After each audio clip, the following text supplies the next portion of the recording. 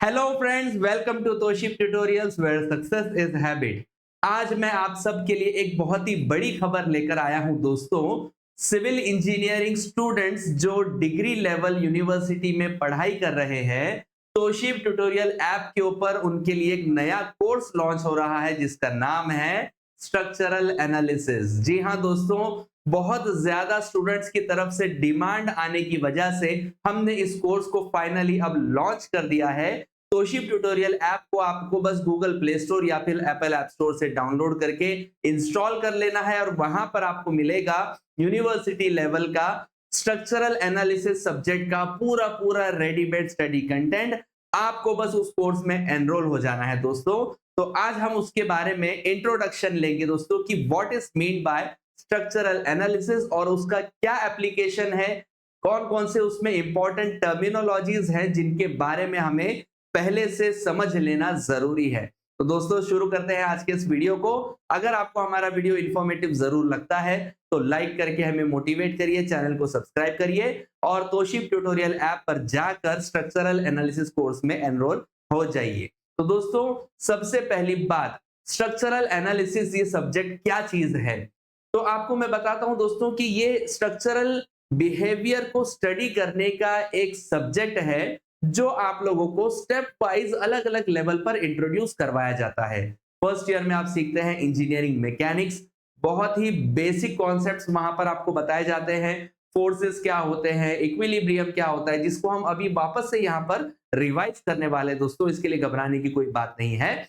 दूसरे लेवल पर जब आप सेकेंड ईयर में आते हैं, थर्ड सेमेस्टर में, तब आपको सब्जेक्ट आता है मैकेनिक्स ऑफ स्ट्रक्चर्स या फिर किसी यूनिवर्सिटीज में स्ट्रेंथ ऑफ मटेरियल्स के नाम से भी उस सब्जेक्ट को इंट्रोड्यूस करवाया जाता है, जहां पर आप स्ट्रक्चरल एनालिसिस के बेसिक लेवल पर आते हो। किसी भी स्ट्रक्चर को कैसे एनालाइज किया जाए, उसकी स्ट्रेंथ कैरिंग कैपेसिटी कैसे आइडेंटिफाई की जाए, वगैरह वगैरह चीजें आप उसमें सीखते हैं। फिर आप आते हैं एडवांस लेवल पर, आपको कोर्स इंट्रोड्यूस करवाया जाता है स्ट्रक्चरल एनालिसिस। यहां पर अलग अलग मेथड्स आप सीखते हैं कि किसी भी स्ट्रक्चर पे आने वाले फोर्सेस, आने वाले बेंडिंग मोमेंट्स को कैसे इवेल्युएट किया जाए। सिर्फ आपको बताया जाएगा यहां पर कि किसी भी मेंबर पर, किसी भी स्ट्रक्चर के ऊपर जो फोर्सेस आ रहे हैं उनकी वजह से क्या तरह के, किस तरह के रिएक्शंस या फिर मोमेंट्स डेवलप हो रहे हैं within the structure to resist that external load. दोस्तों अब इन लोड्स को यानी इन फोर्सेस को काउंटर एक्ट करने के लिए, बैलेंस करने के लिए हमें स्ट्रक्चर को कैसा डिजाइन करना होगा, ये आता है आपको और हायर लेवल पर डिग्री एग्जाम के, जहां पर आपको दो अलग अलग स्ट्रक्चर्स के लिए डिफरेंट कोर्सेज इंट्रोड्यूस करवाए जाते हैं, design of steel structures and design of RCC structures. फिर आप एडवांस लेवल पर जाते हो तो किसी यूनिवर्सिटीज में आपको as an elective subject introduce करवाया जाता है, कहीं कहीं पर आपको कंपलसरी सब्जेक्ट स्टडी करना पड़ता है, that is pre stress concrete, introduction to pre stress concrete. तो दोस्तों ये है आपके अलग अलग लेवल के स्टेप्स जो आप सीखते जाते हो gradually, how to analyse any kind of a structure. तो आज हम बात करने जा रहे हैं स्ट्रक्चरल एनालिसिस कोर्स के बारे में। यहां पर हमें क्या पढ़ना है बेसिकली दोस्तों, मैं आज के इस इंट्रोडक्टरी वीडियो में आपको कुछ बेसिक्स क्लियर करवाऊंगा और फिर हम लोग अगले वीडियो से शुरू करेंगे with the first chapter of structural analysis, that is determinacy. ठीक है दोस्तों, तो स्ट्रक्चरल एनालिसिस क्या होता है, हमने जो स्ट्रक्चर को कंस्ट्रक्ट करना है उसके ऊपर जब लोड्स एक्ट करेंगे तब उस स्ट्रक्चर का बिहेवियर क्या होगा, कैसे तरह के फोर्सेस डेवलप होंगे, उसमें बेंडिंग आएगी या फिर उसके अंदर मोमेंट क्रिएट होगा वगैरह, या फिर उसका सेटलमेंट होगा, वो चीजें हमको यहाँ पर स्टडी करना होता है। तो दोस्तों सबसे पहले आपको स्ट्रक्चर की डेफिनेशन में बता दूं, what is mean by a structure. Structure का मतलब बिल्डिंग भी होता है, स्ट्रक्चर का मतलब ब्रिज भी होता है, स्ट्रक्चर का मतलब टनल्स भी होते हैं। हर तरह की वो चीज जो हम कंस्ट्रक्ट करते हैं that is called as a structure. अब स्ट्रक्चर को टेक्निकल भाषा में क्या बोला जाएगा दोस्तों, it is a body of connected members designed to carry loads. आप स्ट्रक्चर को बनाते हो किसी स्पेसिफिक पर्पस के लिए और वो पर्पस क्या होता है, लोड्स को कैरी करना। बिल्डिंग होगी तो उसके अंदर कौन लोग रहेंगे, ऑफिसेज आप बनाओगे, पब्लिक बिल्डिंग होगी या फिर रेसिडेंशियल बिल्डिंग होगी तो वहां पे इंसान रहते हैं। अब इंसान रहेंगे तो उनका फर्नीचर भी होगा, तो उन सब का लोड, इंसान जो रहते हैं उनका लोड आ जाएगा। सो आपने एक स्ट्रक्चर डिजाइन किया किसके लिए, for living of the human beings. दूसरा है रोड, आपने ट्रैफिक के रेगुलेशन के लिए, स्मूथ ट्रांसपोर्टेशन के लिए आपने रोड कंस्ट्रक्ट किए। रोड भी एक स्ट्रक्चर हो गया। उस पर कौन नेगोशिएट करेगा, तो उसके ऊपर व्हीकल्स जाती हैं, two wheelers, four wheelers, bicycles, buses, heavy luggage vehicles, उन सब का लोड कैरी करने के लिए आपने एक स्ट्रक्चर बना दिया जिसका नाम क्या है दोस्तों, रोड है। अगर आपको एक पॉइंट से दूसरे पॉइंट पर जाने की जरूरत पड़ जाती है और आपके पास में रास्ता क्लियर नहीं है, किसी तरह की खाई आ गई, कोई खड्डा आ गया, वगैरह वगैरह जो भी चीज है, आप उसको कनेक्ट करते हो बाय अ ब्रिज। अब ये जो ब्रिज हो गया दोस्तों, ये क्या है, basically it is also a structure, right. कोई भी तरह का ब्रिज हो, अलग अलग टाइप के ब्रिजेस आते हैं, cable suspension bridge, arch bridge, regular steel bridge और आरसीसी ब्रिज वगैरह वगैरह। तो आपने यहां पर एक स्ट्रक्चर को और कंस्ट्रक्ट कर दिया, क्यों, to carry the loads of the travelling vehicles, right. तो दोस्तों हर स्ट्रक्चर को हम किस लिए बनाते हैं, उसका बेसिक प्रिंसिपल क्या है, to carry different types of loads. ठीक है दोस्तों। अब स्ट्रक्चरल एनालिसिस क्या होगा इसके अंदर, it is the study of analysing the load carrying capacity of a structure. आपको किसी स्ट्रक्चर की लोड कैरिंग कैपेसिटी कितनी है उसको एनालाइज करना है, कैसे, by evaluating the internal resistance जो आपने स्ट्रक्चर बनाया है जिस भी काम के लिए। ये एक आपको मैं बता दूं दोस्तों, इलेक्ट्रिक केबल को कन्वे करने, करंट कन्वे करने वाली केबल को सपोर्ट देने वाला एक स्ट्रक्चर है, एक टावर है, जिसको हमने बॉटम लेवल से फोटोग्राफ को जो है यहाँ पर प्रोजेक्ट किया हुआ है। आप देख सकते हो इसमें बहुत सारे अलग अलग मेंबर्स लगे हुए हैं, अलग अलग पैटर्न में, अलग अलग डिजाइन में। यहाँ पर आप देखो ज्वाइंट किया हुआ है, ये पूरा एक स्ट्रेट प्रिंसिपल मेंबर है। यहाँ पर आप देख सकते हैं ब्रेसेस लगे हुए हैं, राइट। हर एक मेंबर का, ये जो सारे के सारे इंडिविजुअल बने हुए हैं ना lines, these are the members, और इस पूरे के पूरे ऑब्जेक्ट को, बॉडी को कहा जाता है एज अ स्ट्रक्चर। तो आप इस स्ट्रक्चर को क्या करने वाले हो दोस्तों, इसकी आप कैपेसिटी इवेल्युएट करोगे बाय कैलकुलेटिंग और आइडेंटिफाइंग द इंटरनल रेजिस्टेंस, यानी forces and moments offered by each and every member when external forces are applied to it। आपने इतना बड़ा टावर खड़ा कर दिया, अब उसके ऊपर क्या है दोस्तों, जो टॉप व्यू है टावर का, उसके ऊपर आपने केबल्स कनेक्ट कर दिए, आपने बिल्डिंग बना दी। अब बिल्डिंग के अंदर आपने लोगों को भर दिया, फर्नीचर भर दिया, वगैरह वगैरह।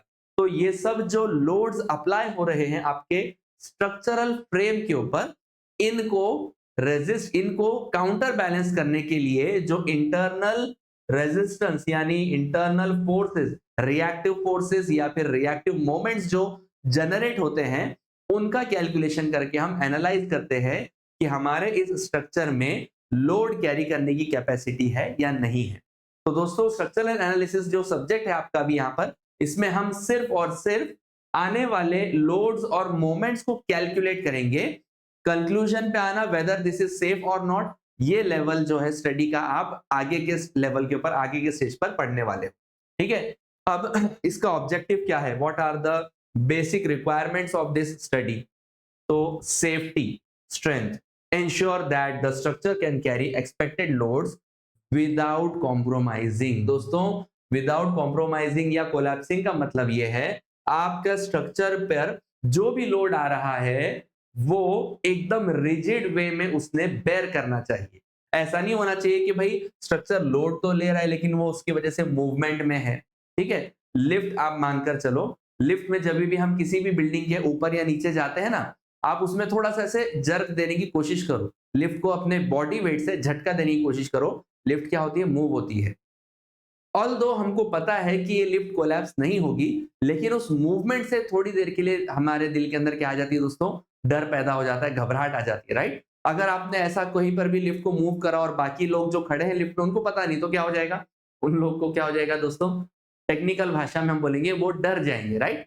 तो दूसरी भाषा हम इस्तेमाल नहीं करने वाले यहाँ पर, sorry.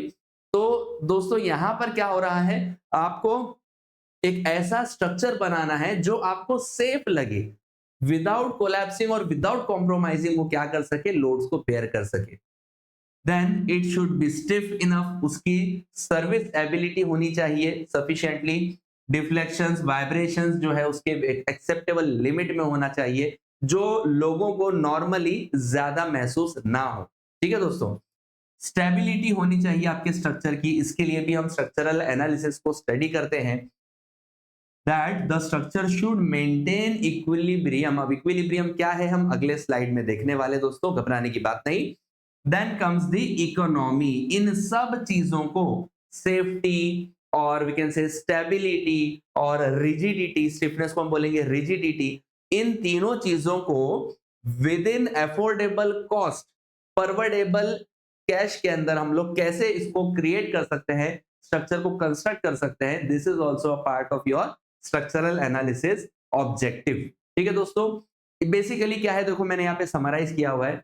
The structure must be strong enough not to break, simple language में it should be stiff enough not to bend और वाइब्रेट टू मच। ठीक है, तीसरी बात, it should be stable so it does not topple over, है ना।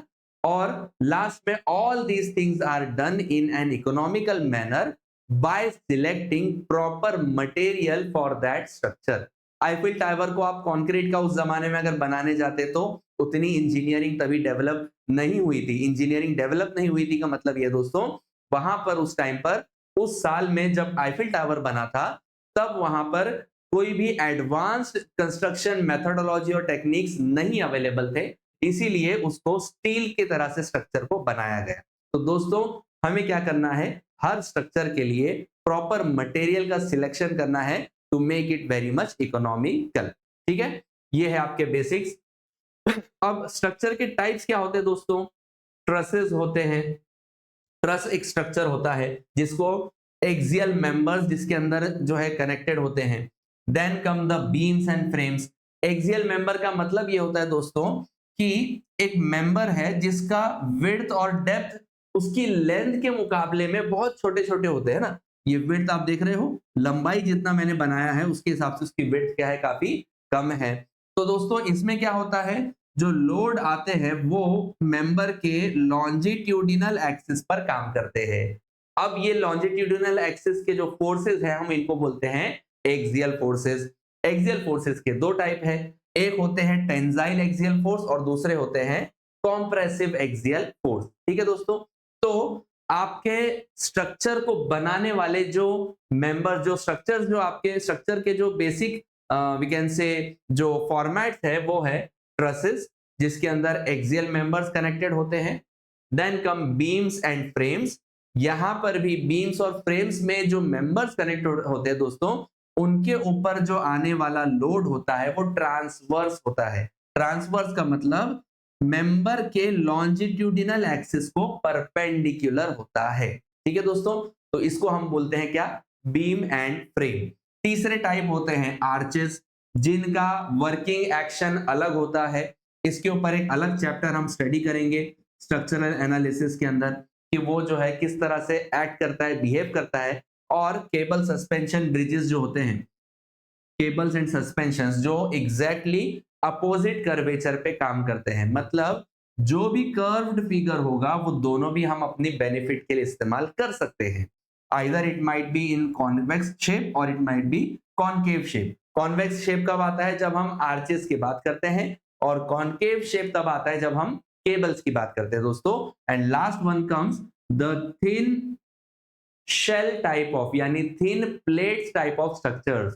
डोम हो गए और शेल्स हो गए जो हम क्रिएट करते हैं, राइट, तो उनको कहा जाता है सरफेस स्ट्रक्चर्स।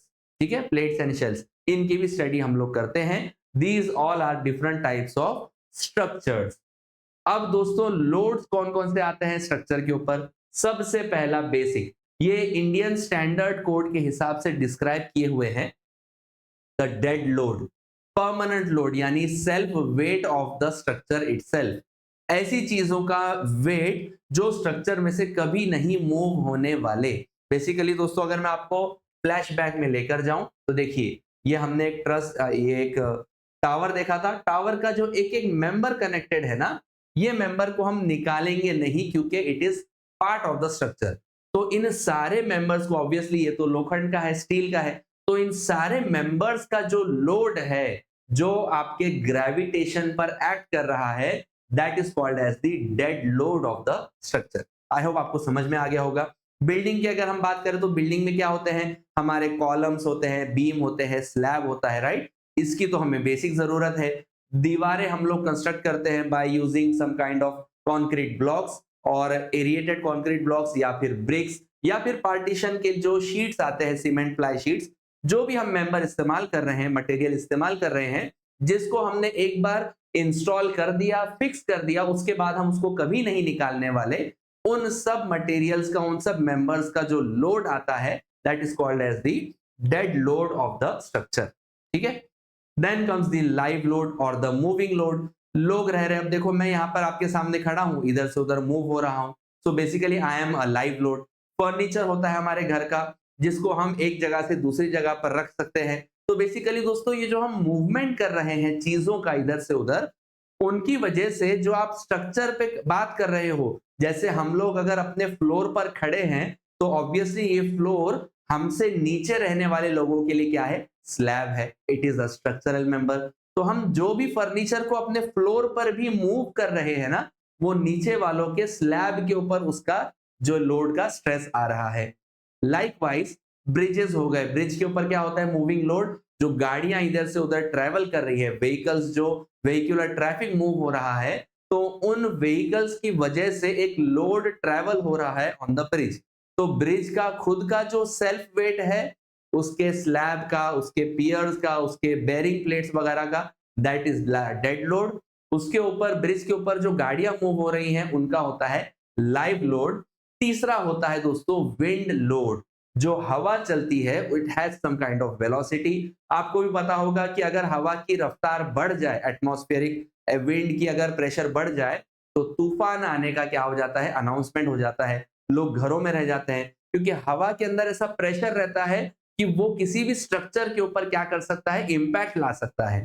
तो दोस्तों, ऐसे लोड को कहा जाता है विंड लोड। हमें इन सब लोड्स को ध्यान में रखते हुए दोस्तों क्या करना पड़ता है, स्ट्रक्चर को डिजाइन करना होता है।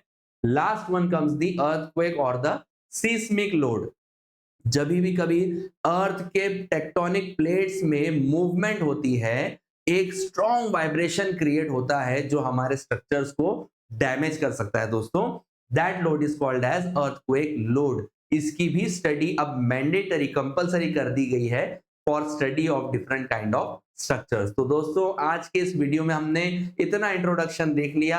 अब हम अगले चैप्टर में सॉरी, अगले जो है हम वीडियो के अंदर जो है हमारे बेसिक्स ऑफ स्ट्रक्चरल एनालिसिस से शुरुआत करेंगे। इसीलिए फौरन आप सब के सब कोर्स में एनरोल हो जाइए। कोर्स का नाम होगा structural analysis, available only on तोशिब ट्यूटोरियल ऐप। Thank you.